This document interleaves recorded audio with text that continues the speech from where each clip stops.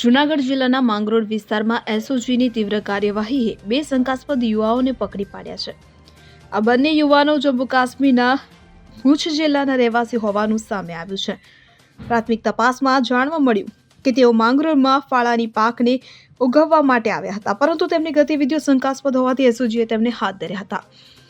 આ બંને સગા ભાઈ છે, જુનેદ અહમદ મોહમ્મદ આઝાદ મકરાણી અને તેનો નાનો ભાઈ નિયાઝ અહમદ મોહમ્મદ આઝાદ મકરાણી. તેઓ 3 દિવસ પહેલા માંગરોળ પહોંચ્યા હતા.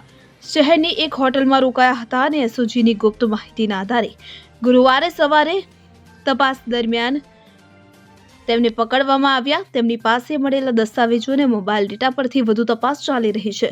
કોઈ પણ અસામાજિક તત્વને મોકળો કરવાનો ઈરાદો નથી, એમ એસઓજીના અધિકારીઓએ જણાવ્યું. માંગરોળ પોલીસ સ્ટેશનના પીઆઈ વિનોદ સિહોરિયા કહે છે કે આ વિસ્તારમાં તાજેતરમાં વધતી અપરાધ ગતિવિધિઓને ધ્યાનમાં રાખીને એસઓજીની ટીમ રોજિંદા તપાસ કરી રહી છે.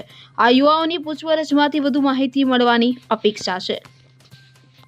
હવે જુઓ દેશ દુનિયાની તમામ ખબરો તમારી આંગળીના ટેરવે. ઉઠાવો મોબાઈલ અને Google Play Store પરથી ડાઉનલોડ કરો અમારી CN24 ન્યૂઝ મોબાઈલ એપ.